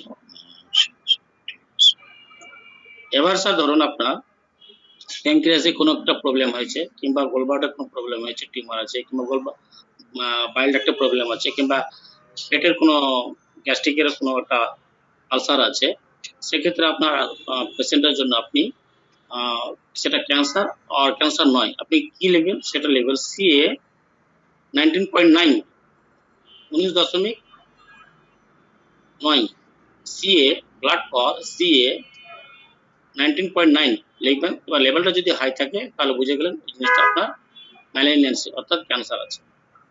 তাহলে প্যানক্রিয়াসে হতে পারে, গোলব্লাডার হবে, বাইল ডাক্ট হবে, গ্যাস্ট্রিক ক্যান্সার। Okay sir? জি স্যার, আলহামদুলিল্লাহ। এবার ধরেন স্যার আপনার বডিতে যে কোনো জায়গাতে একটা কোনো একটা মানে আপনার ক্যান্সারের সাসপেক্ট করছেন, আপনি বডিতে যে কোনো জায়গাতে হতে পারে, সেটাতে লিখবেন CEA, carcinoembryonic agent, blood for CEA, carcinoembryonic agent antigen. সেক্ষেত্রে লেভেলটা যদি নর্মালে থাকে কিংবা আপনার বিলো থাকে, কম থাকে, তাহলে তো বুঝে গেলেন এটা ম্যালিগন্যান্সি নয়, বিনাইন আছে। লেভেলটা যদি হাই থাকে তাহলে বুঝে গেলেন এটা ম্যালিগন্যান্সি অর্থাৎ ক্যান্সার। Okay sir? এবার হচ্ছে আপনার হিউম্যান, আপনার যেমন আপনার করি আমরা প্রেগন্যান্সি টেস্টের জন্য, যখন আমরা যখন ইউরিন টেস্ট করি তখন লিখি আমরা ইউরিন ফর HCG অর্থাৎ হিউম্যান ক্রনিক গনোডোট্রপিন হরমোন। এক্ষেত্রেও যদি কোনো আপনার টিউমার থাকে জার্ম সেল, সেক্ষেত্রেও কিন্তু HCG, ব্লাড ফর HCG করা হয়। সেক্ষেত্রে আপনি যে ওই টিউমারটা এই আপনার ক্যান্সার আছে। এবার যেটা স্যার গতকালকে আমাদের জাকির স্যার যেটা আমাদের বলছিলেন যে প্রোস্টেট এনলার্জ হয়েছে, সেটা বিনাইন অর ম্যালিগন্যান্ট আপনি জানবেন কি করে? সেটা যদি blood for PSA, blood for PSA, prostate specific antigen যদি লেখেন, ব্লাড ফর পিএসএ যদি লেখেন, আর সেটা নর্মাল লেভেল থেকে যদি হাই থাকে, স্যার নর্মাল লেভেল এই জন্য লেখেনি কি বড় হয়ে যাচ্ছে, ওই জন্যই লিখিনি। নর্মাল লেভেলটা ওনারা স্যার দেওয়াই থাকে, এবং পাশে যেটা রিপোর্ট আসলো সেটা তো থাকেই, এবং পাশে নর্মাল লেভেলটা থাকেই। ওই জন্য নর্মাল লেভেলটা লিখিনি আমি, যেহেতু ওটা বড় হয়ে যাচ্ছে। জাস্ট আপনার মুখে বুঝিয়ে দিচ্ছি। তো প্রোস্টেট ব্লাড ফর লিখবেন আপনারা পিএসএ, সেই লেভেলটা যদি হাই থাকে তাহলে ভেবেলেন ওই প্রোস্টেটটা যে এনলার্জমেন্ট ছিল সেটাতে ক্যান্সার হয়ে গেছে। আর যদি বিলো থাকে কিংবা নর্মাল থাকে তাহলে ভেবেলেন এটা হচ্ছে বিনাইন। ওকে স্যার, এরপর এই পেজটা স্যার এটা লেভেলটা কত বললেন স্যার, প্লিজ স্যার? লেভেলটা স্যার ওই আপনার হচ্ছে 5 পারফেক্ট এখন মনে নাই আমার, 5 point something, 5 point something. Okay sir. ওইখানে স্যার আপনার যে রিপোর্টটা আপনার কাছে আসবে হাতে, স্যার ওখানে লেখাই থাকে। এবার যদি আপনার 2 মাস হাই থাকে তাহলে তো শিওর হয়ে গেলেন কি আপনি এটা ক্যান্সার আছে, বুঝতে পারলেন স্যার? জি স্যার। তো এখানে আবার বলছি, 1 নম্বরটা হচ্ছে লিভারের জন্য লিখবেন এএফপি, আলফা ফিটোপ্রোটিন, এর সংক্ষেপে লিখবেন এএফপি, তাহলে ওনারা রিপোর্ট করে দেবে। সেটা যদি হাই থাকে বুঝে গেলেন আপনার লিভারে টিউমার ক্যান্সার হয়েছে কিংবা লিভারে ক্যান্সার হয়েছে। এবার যদি ওভারিয়ান সিস্ট হয় সেখানে লিখবেন সিএ 125, সিএ 125, সেখানে যদি লেভেল হাই থাকে তাহলে ওভারিয়ান সিস্ট ক্যান্সার। ব্রেস্টের যদি আসে তাহলে লিখবেন সিএ 15.3, মুখস্থ করেন স্যার, সিএ 15.3, তাহলে লিখে দেবেন ব্রেস্ট লেভেলটা যদি হাই থাকে ব্রেস্ট ক্যান্সার। সিএ 19.9, সেক্ষেত্রে আপনি প্যানক্রিয়াস, গলব্লাডার, বাইল ডাক্ট, গ্যাস্ট্রিক ক্যান্সার। সিইএ যে কোনো বডির যে কোনো জায়গাতে যদি টিউমার থাকে, সিইএ ক্যান্সার ডিটেক্ট করতে চাইছেন তাহলে লিখবেন ব্লাড ফর সিইএ। আর একটা টিউমার আছে বিশেষ করে মহিলাদের থাকে এসিজি। আর পোস্টের ক্ষেত্রে স্পেসিফিক হচ্ছে পিএসএ। স্যার এই পেজটা হয়ে গেল, আরো আছে কিছুটা, এটা আলোচনা হলে আমাদের শেষ হয়ে যাবে। এবার আসি আপনার ধরেন ক্রনিক মানে মাল্টিপল মাইলোমা আছে টিউমার, এবং ব্লাড ক্যান্সার এরকম ধরনের আছে, ক্রনিক লিম্ফ্যাটিক লিউকেমিয়া, তাহলে লিখবেন B2M, বিটা 2 মাইক্রোগ্লোবিউলিন, সংক্ষেপে লিখবেন ব্লাড ফর B2M। এবার লেভেলটা যদি হাই থাকে তাহলে বুঝে গেলেন যে আপনার ক্রনিক লিম্ফ্যাটিক লিউকেমিয়া। এবার যদি আপনার স্যার যে আছে মানে আপনার ইউরিনারি ব্লাডার, মূত্রথলি আপনার কাছে হয়তো পেশেন্ট আসলো, প্রচুর পরিমাণে হেমাচুরিয়া হচ্ছে অর্থাৎ রক্ত বেরোচ্ছে, আপনি হয়তো নাইট্রিক অ্যাসিড, ক্যালসারিস আরো কিছু মেডিসিন দিলাম, রক্তপাত বন্ধ হয়ে গেল, কিন্তু সেটা হয়তো ইউএসজি করলেন, সেখানে হয়তো টিউমার আছে, কিন্তু সেটা ক্যান্সার আছে না ক্যান্সার নয়, আপনি ডিটেক্ট কি করে করবেন? সেখানে লিখবেন blood for BTA, bladder tumour antigen, BTA, blood for BTA যদি লেখেন, লেভেলটা যদি স্যার হাই থাকে তাহলে ভেবে গেলেন ওই ইউরিনারি ব্লাডারে যে টিউমারটা আছে সেটাতে ক্যান্সার আছে। কিংবা কিডনির যদি কোনো সিস্ট থাকে আর সেটা যদি ম্যালিগন্যান্সি হয় সেটাতেও কিন্তু ওই বিটিএ লিখবেন। কিংবা ইউরেটারের মধ্যে যদি কোনো ক্যান্সার আছে কিনা জানবেন, সেক্ষেত্রেও লিখবেন আপনি বিটিএ। এই পুরো যে ইউরিনারি সিস্টেমের ক্ষেত্রে যদি ক্যান্সার ডিটেক্ট করতে চান তাহলে লিখবেন ব্লাড ফর বিটিএ, সেটা লেভেল যদি হাই থাকে তাহলে বুঝে গেলেন ইউরিনারি সিস্টেমে আপনার ক্যান্সার আছে। বিশেষ করে ইউরিনারি ব্লাডারে যদি ক্যান্সার হয়, টিউমার হয়, সেটাতে আমি লিখি যেমন, সেটা বলছি স্যার। এবার আছে স্যার ক্যালসিটোনিন, যে থাইরয়েড যে গ্ল্যান্ড আছে, থাইরয়েড গ্ল্যান্ডে সেটা যদি খুব এলার্জ যদি হয়ে যায় সেটা ক্যান্সার আছে এটা ডিটেক্ট করার জন্য ক্যালসিটোনিন। এবার নন হজকিন যে আপনার আছে, যে গলাতে পাশে যে ইয়েগুলো হয় আপনার খুব বড় হয়ে যায় টিউমার মতন, আর সেটা ক্যান্সার আছে কিনা কি করে জানবেন? CD20, CD20 blood for CD20 তাহলে হয়ে গেল cancer type non Hodgkin lymphoma. CD22 blood for CD22 যদি লিখেন সেটাতে আসবে আপনার cancer type B cell lymphoma or leukaemia, B cell lymphoma, lymphomas and leukaemia. CD25 যদি লেখেন তাহলে আসবে non Hodgkin T cell lymphoma. আর এটা বেশি যেটা আমি লিখি সেটা হচ্ছে সিডি, মানে সেটার হজকিন যে ডিজিজটা আছে সে হজকিন ডিজিজটা ক্যান্সার আছে কিনা সেটা ডিটেক্ট করার জন্য CD30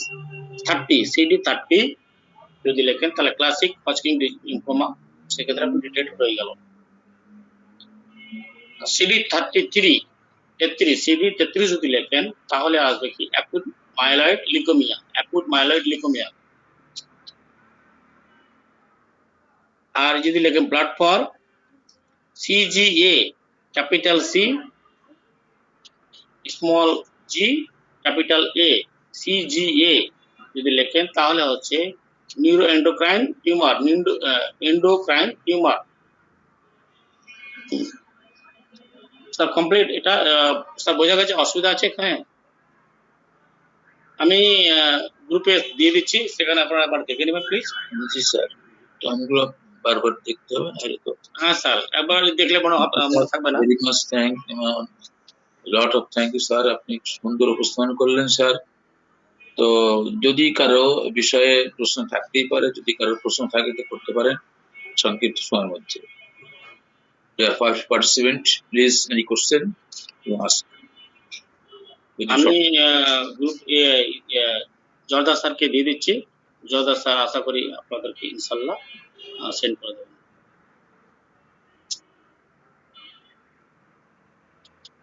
আর যদি গ্রুপ প্রশ্ন না থাকে তাহলে আজকে আমাদের গুড নাইট স্টাডি গ্রুপের কার্যক্রম সমাপ্তি ঘোষণা করা হবে। এরপরে স্যার ব্লাড টেস্ট শেষ, এরপরে অন্য সিস্টেম নিয়ে আলোচনা করবেন ইনশাআল্লাহ। ব্লাড টেস্ট অনেকদিনই আলোচনা করলাম, প্রায় 6-7টা ক্লাস করলাম আমি ব্লাড টেস্ট নিয়েই। আপনাকে অসংখ্য স্যার ধন্যবাদ। ফরমালি শেষ করেছেন স্যার, আমি একটু কথা বলবো স্যার। আব্দুল হান্নান আব্দুল হান্নান স্যারকে ধন্যবাদ, আশরাউল স্যারকে বিশেষভাবে ধন্যবাদ। আমরা যদি এখানে মাত্র 20 জন আছি, 20 জন কম না, যাই হোক, দেখেন আশরাউল স্যার যে বিষয়গুলো উপস্থাপন করেন এই বিষয়গুলো কিন্তু আমাদের কারো কাছে কাঠখোট্টা লাগতে পারে, কারো কাছে রসকসীন লাগতে পারে, ইংরেজিতে উপস্থাপন করতেছেন, আমরা অনেকে বুঝতে পারছি না, হোয়াট ইজ TSH, অর্থাৎ T3 T4, এই ধরনের কিছু বিষয় রয়ে গেছে। আমি ড্যাম শিওর আজ থেকে 5-7 বছর পরে এই বিষয়গুলো না জানলে আপনি কোনো মডার্ন বা আধুনিক বা একজন বিবেক সম্পন্ন রোগী আপনি পাবেন। কারণ এখনই দেখেন প্রত্যেকটা রোগী কিন্তু তার হয় থাইরয়েডের রিপোর্ট নিয়ে আসে, অথবা IBS এর জন্য যে কোলোরেক্টাম ইয়ে যে করছে, কোলোনোস্কোপি করছে বা এন্ডোস্কোপি যাই হোক করুন, সেটার রিপোর্ট নিয়ে আসে, না হয়তো MRI রিপোর্ট নিয়ে আসে, না হলে এক্সরে রিপোর্ট নিয়ে আসে। প্রত্যেকটা রোগী না হলেও শতকরা 80% রোগী কিন্তু রিপোর্ট নিয়ে আসে।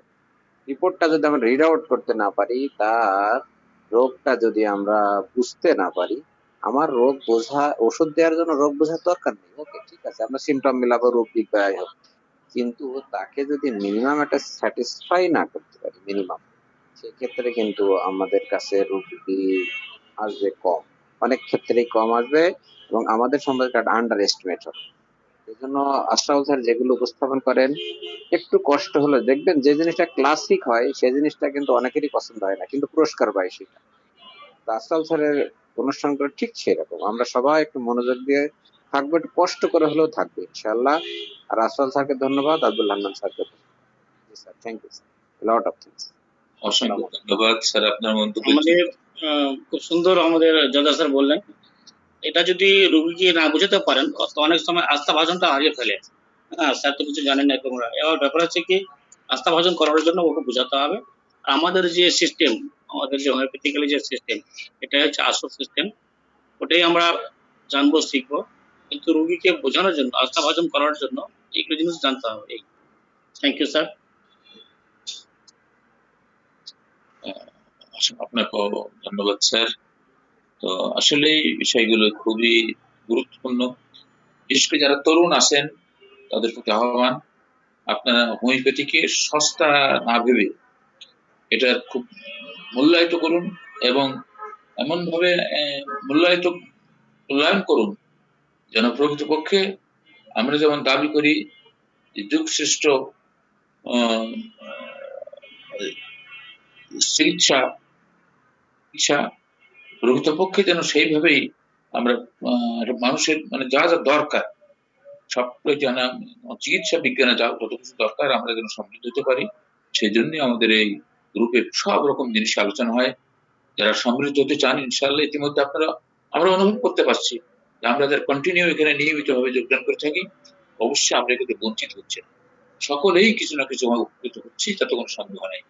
কিন্তু এটাকে আমাদের প্রকৃতপক্ষে আদর্শের সাথে মেনে নিতে হবে এবং শ্রদ্ধাশীল থাকতে হবে। সকলকে ধন্যবাদ। আজকে গুড নাইট ক্লাসের এখানে সমাপ্তি ঘোষণা করা হচ্ছে। যদি আরো কিছু বলার না থাকে তাহলে আমরা থ্যাংক ইউ স্যার, অনুষ্ঠান শেষ, ঠিক আছে। স্যার যথা স্যার প্লিজ বলেন। গতকালকে গত বৃহস্পতিবার ক্লাস এবং আজকের ক্লাসের যেটা আলোচনা হলো পুরোটাই আপনাকে আমি হোয়াটসঅ্যাপে দিয়ে দিচ্ছি, যেনার দরকার আপনার কাছ থেকে নিয়ে। ওকে, থ্যাংক ইউ স্যার। আর আমি স্যার আপনাকে যে রিকোয়েস্ট করবো আসরাউল স্যারকে, মহসিন স্যার সকালে এখন ক্লাসে দেখছেন আমাদের অমনোযোগিতার কারণে উনি কিন্তু প্যারা বাই প্যারা বা যাই হোক অন্তত একটা স্লাইড পরে স্যার আমার রিকোয়েস্ট থাকবে আপনি স্যার কোয়ারি করবেন, কোশ্চেন করবেন স্যার, কোনো অসুবিধা নেই। আমাদের স্টাডি গ্রুপ কিন্তু স্যার, আমাদের এটা কিন্তু স্যার স্টাডি গ্রুপ। আপনি প্রত্যেকটা স্লাইডে একটা করে কোশ্চেন করবেন যে কোনো একজনকে স্যার। ওকে স্যার, তাতে করে আমাদের পার্টিসিপেন্ট কমে যায়, that doesn't matter. Okay sir. জি স্যার। অনেক সময় বলি স্যার, অনেক সময় বলি কিন্তু সাইলেন্ট থাকে অনেকে। স্যার আপনি বলছিলেন আপনি আমাকে কি আমাদের পরীক্ষা নেন, তাহলে কি স্যার এর পরের দিন পরীক্ষা নিয়ে নেবো? পরীক্ষা নেওয়া এর আগে স্যার যখন শুরু করেছিলাম আমাদের ওই জার্নিটা, তখন বলেছিলেন কিনা 5 দিন পড়াবেন, 1 দিন পরীক্ষা নেবেন, কিন্তু মজা হচ্ছে সে সময়তে। তো যাই হোক মাঝখানে ওগুলো হয়নি, সেরকম যদি বলেন তো শুরু হয়ে যাবে আবার। না স্যার, ওই আপনি অন্তত একটা স্লাইড রাখবেন এর ভিতরে কোশ্চেন নিয়ে। Okay sir. Okay sir. এরপরে কি আলোচনা করবো? স্যার আমি আপনার সাথে পার্সোনালি আলাপ করব, অসুবিধা নেই স্যার। জি, আর আপনাদের কারো কোনো পরামর্শ বা ইত্যাদি থাকলে বলবেন, আর নির্দ্বিধায় আমার কাছে বলবেন, আমি একটু মাইন্ড করি কম, ইনশাল্লাহ অসুবিধা হবে। ধন্যবাদ। দরজা খোলা রয়েছে, আমাদের স্নেহের দরজা খোলা রয়েছে, সেখানে অবারিত প্রবেশের সকলের অধিকার রয়েছে। আমরা অনুভব করি প্রত্যেকটা স্তরে স্তরে সমৃদ্ধ হোক সকলেই এই ঘোষণায়, এই কামনায় আজকের বাংলাদেশের ইতিহাসে একটি স্মরণীয় দিয়ে আমরা স্মরণ করি যতদিন আমরা আছি। সবাইকে ধন্যবাদ। কারণ মানে আমি আজকে 2টা লেকচার দিয়েছি স্যার শুধু আজকের দিনেই, এটা আমি ইনফরমালি বলতেছি স্যার। আমি সবচেয়ে বেশি যেটা চেয়েছি, মহান আল্লাহ তাআলা জানো যারা মৃত্যুবরণ করেছেন তাদেরকে মাফ করে দেন, ক্ষমা করে দেন, জান্নাতবাসী করে দেন। এটাই কিন্তু মূল চাওয়া হওয়া উচিত। তাদের যে উদ্দেশ্য ছিল তারা তো সেটা নিয়েই গেছিল, কিন্তু অনেক কষ্ট আছে, আমরা অনুভব করতে পারছি কষ্ট। যাই হোক, আসলেই জি স্যার, সবাইকে ধন্যবাদ। জি, জাযাকাল্লাহ খাইর। আচ্ছা, আগামীকালের একটা দাওয়াত দিয়ে নি। আগামীকাল জানেন আমাদের আগামীকাল একটা নতুন স্পিকার নিয়ে আসবেন, খুবই গুরুত্বপূর্ণ একটা মেডিসিন না বিষয় নিয়ে আসবেন। আমি তো দিয়ে দেবো, আজকে রাত্রি দিয়ে দেবো ইনশাআল্লাহ। সেটা হচ্ছে ডোজ অ্যান্ড পোটেন্সি। এই ক্লাসটা নেবেন হচ্ছে ডাক্তার মোহাম্মদ নজরুল ইসলাম, উনি বিএইচএমএস ঢাকা ইউনিভার্সিটি এবং ইসলাম বিশ্ববিদ্যালয় থেকে উনি স্বাস্থ্যের উপর আরেকটা ডিগ্রি করেছেন। উনি 2টা জায়গায় ক্লাস নেন এবং 4টা জায়গায় হচ্ছে চারটা চেম্বারে রোগী দেখেন। আসলে ওনার সময় খুবই কম। তো বলছে যে জব্বার ভাই আমার বন্ধু মানুষ তো স্যার, জব্বার ভাই আপনি যদি বলছেন সুতরাং আমি একটা ক্লাস নিব, কিন্তু আমি আসলে প্রচার বিমুক্ত, মানে উনি প্রচার জি। করতে চান না বা ইত্যাদি ইত্যাদি বলছে, এজন্য আমার তো ক্লাসটা আমি সময় পাই না। তবু আমি অনেক রিকোয়েস্ট করার পরে নিয়ে এসে গত সপ্তাহে আসার কথা ছিল, কিন্তু উনি যে কোনো একটা কারণে আসতে পারেননি। আমি আব্দুল হক স্যারের কাছে ক্ষমা চেয়ে নিয়েছি কালকে তার সময়টা নেওয়ার জন্য। আগামীকাল উনি ডোজ এন্ড পোটেন্সি নিয়ে 1 ঘন্টার একটা লেকচার দেবেন, আশা করি ভালো লাগবে। আপনারা থাকবেন please. Most welcome to him, and it's great for you. Thank you, sir.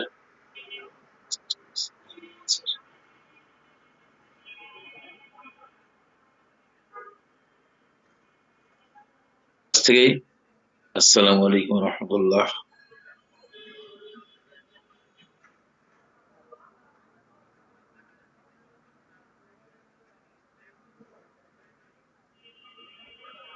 Okay sir, তাহলে বিদায় নিচ্ছি আজকে। আসসালামু আলাইকুম। জি, ওয়ালাইকুম আসসালাম। জি জি, আপনি রেস্ট করেন।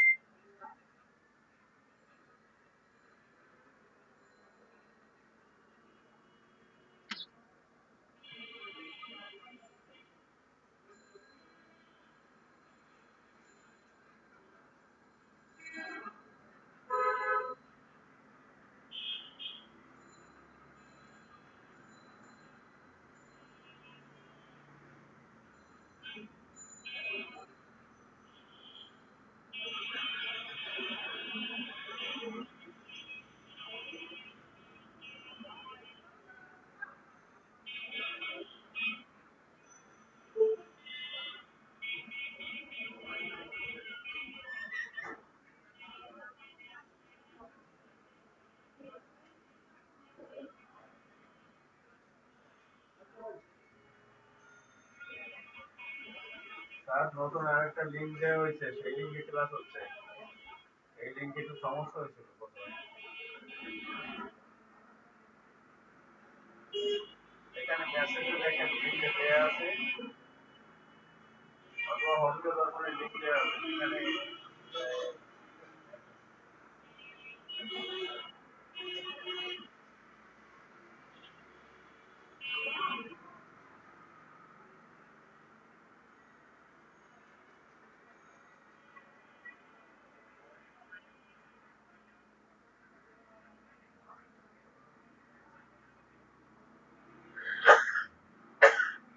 আসল সক্রিয় কেন?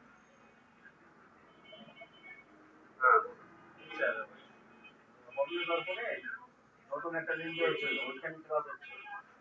এই লিঙ্কে সমস্যা হয়েছিল,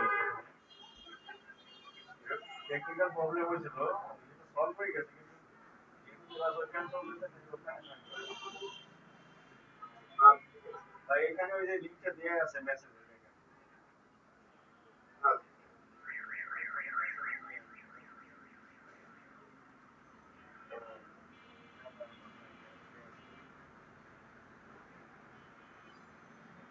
নতুন লিঙ্ক দেওয়া হয়েছে দেখেন।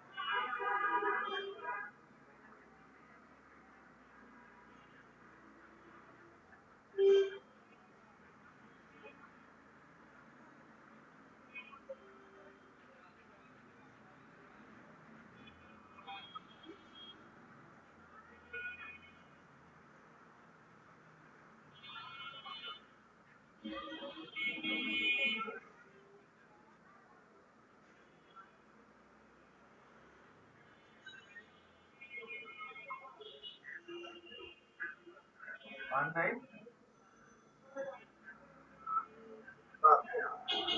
আপনি হোয়াটসঅ্যাপে ওই ইসে অফিসের দর্পণের গ্রুপে দেওয়া হয়েছে। হোয়াটসঅ্যাপে দেওয়া হয়েছে। আচ্ছা এখানেও তো লিখে আমি মেসেজ দিয়েছি, এখান থেকে লিখতে লিখে নেন।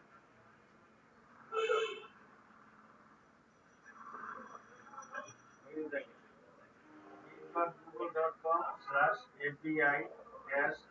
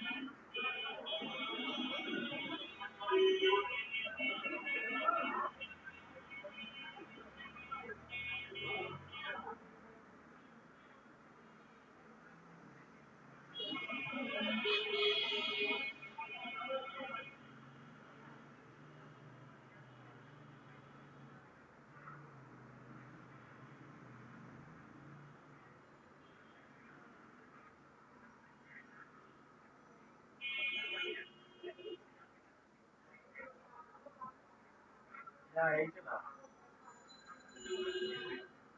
আমি আজকে এখন আপনি এখানে যেখানে ঢুকছেন এখানে আমি মেসেজে ঢুকে এইখানে মেসেজ আমি দিয়ে দিচ্ছি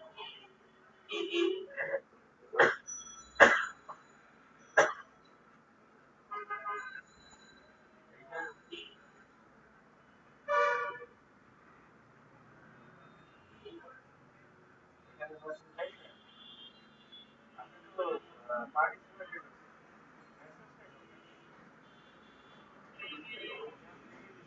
ডট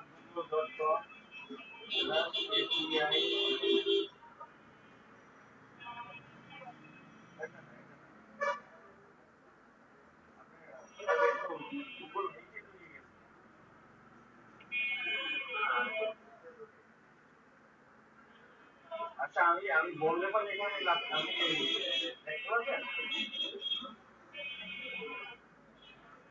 জয়েন কোড আচ্ছা জয়েন করে ঢুকে আমি যেটা বলি এই যে দেখেন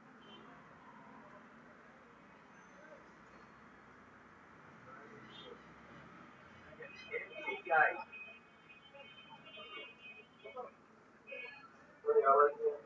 এফ বিআই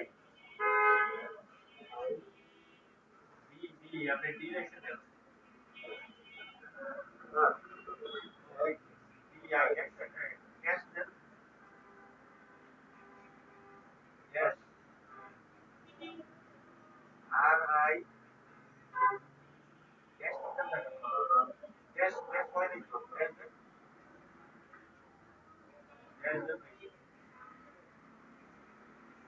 হ্যাঁ আর গায়ে গায়ে যে বলে থাকলে ওটা ঢুকছে না এফবিআই লিখে কেন বিআই ঢুকছে বিআই বেঙ্গলের বি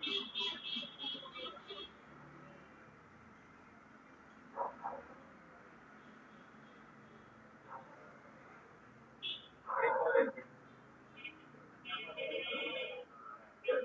এবার ড্যাশ দেন রাইট করে ড্যাশটা আসবে ড্যাশ কিন্তু আপনার ডিসটেন্স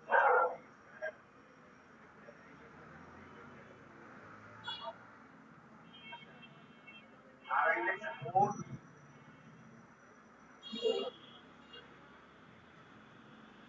দূরে কেন একসাথে আর I O O user C লেখছে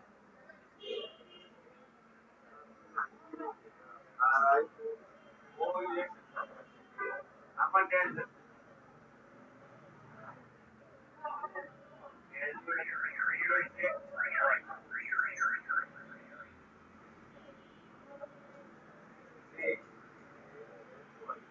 যে যে যে কোড আপনি জি লিখছেন মানে ঠিক আছে J Z Y J Z Y connect connect connect connect J লেখেন জে মানে জাপানের জে আবার জি লেখেন জাপানের জে লিখতে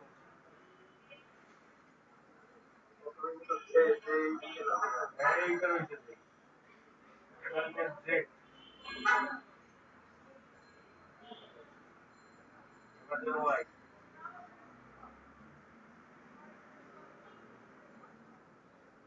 এফ দিয়ে যে এফটা কি দূরে নাকি ঢাকা কাটতে পারো প্রথমে ওই একেবারে প্রথমে যে যে লেখা এফটা একটু দূরে লাগছে এই এবার বাইরে উপরে বাইরে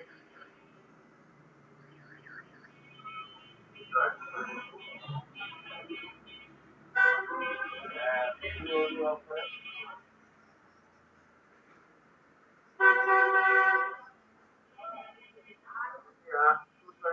আপনি ইয়েটা অডিওটাও অফ করেন শুধু ভিডিও অফ করেন তারপরে আনসি টু জয়েন হ্যাঁ এই হচ্ছে এবার আনসি টু জয়েন ওকে কেউ আপনাকে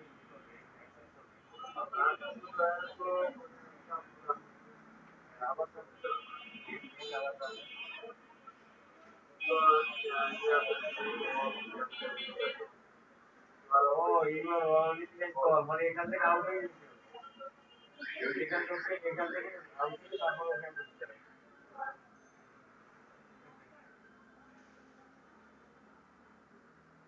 ওটা কাগজে দেখে নাও।